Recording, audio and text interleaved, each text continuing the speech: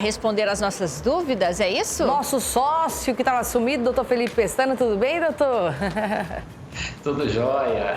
Então vamos esclarecer a respeito aí do home office, né? Quais são as regras, doutor, para quem quiser fazer esse serviço, né? Na verdade, o home office, Luana, bom dia aí, Renata, Luana, pessoal da produção e todo mundo que assiste a gente. Essa regra do home office é uma regra que já tinha sido criada com a alteração que nós tivemos da CLT. É uma possibilidade da pessoa trabalhar em casa e de casa desenvolver as atividades dela.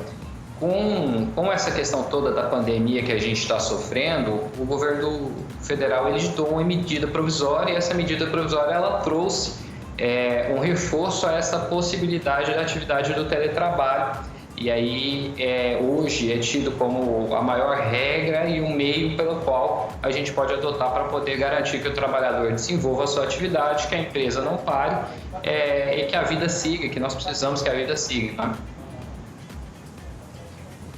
Bom, e aí, quais são as obrigações do empregador, doutor, nesse caso? Ele que determina quem vai ficar de casa? Como que funciona isso? Nos casos para dias normais, sem ser na quarentena.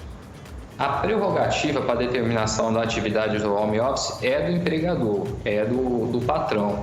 É ele quem tem que definir quem pode e quem deve ficar desenvolvendo as suas atividades em home office.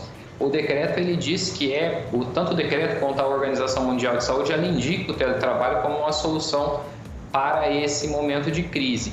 E o trabalhador ele vai colocar o empregado em home office, vai disponibilizar as ferramentas necessárias de comunicação e é muito importante que a gente lembre que home office não é férias. Eu preciso estar trabalhando. Precisa entregar, né? Precisa entregar, né? E o ponto? Eu preciso produzir. E o ponto?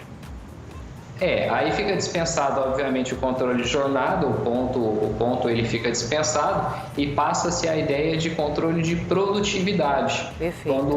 Quando o empregador, o patrão, ele vai definir quais são o resultado do trabalho, o que é que o trabalhador de casa pode realizar para garantir o home office. E ele tem no caso dessa questão da produção, como que funciona essa entrega? É determinado horário, a pessoa tem que trabalhar pela manhã, entregar à tarde ou não?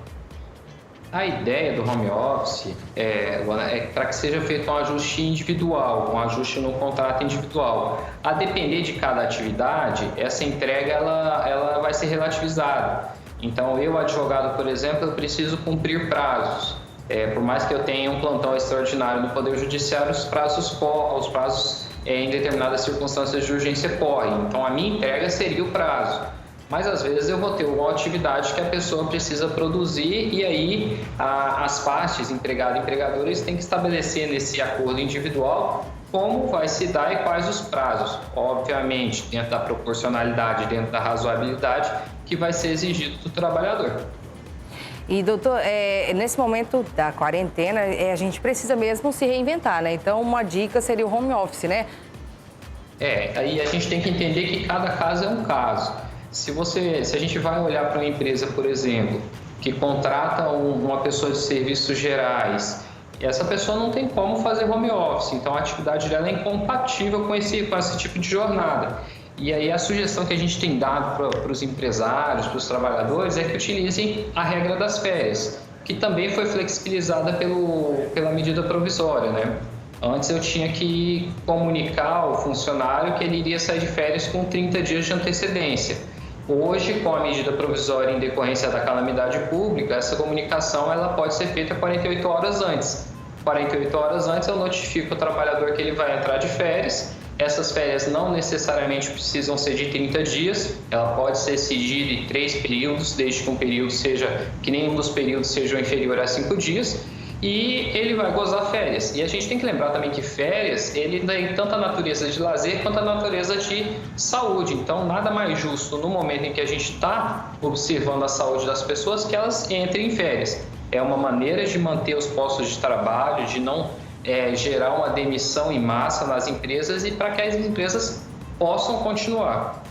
E aí, Luana, se você me permite, por conta dessa questão de regra de férias, tem outras flexibilizações que geraram algumas dúvidas. Por exemplo, se eu saio de férias a partir do dia 1º do 4, o meu salário do dia 5/4, que me refere a março, eu vou receber normalmente, e eu teria adiantado, eu não recebo as férias a mais, eu teria adiantado aquele salário que eu receberia lá em 5 de maio.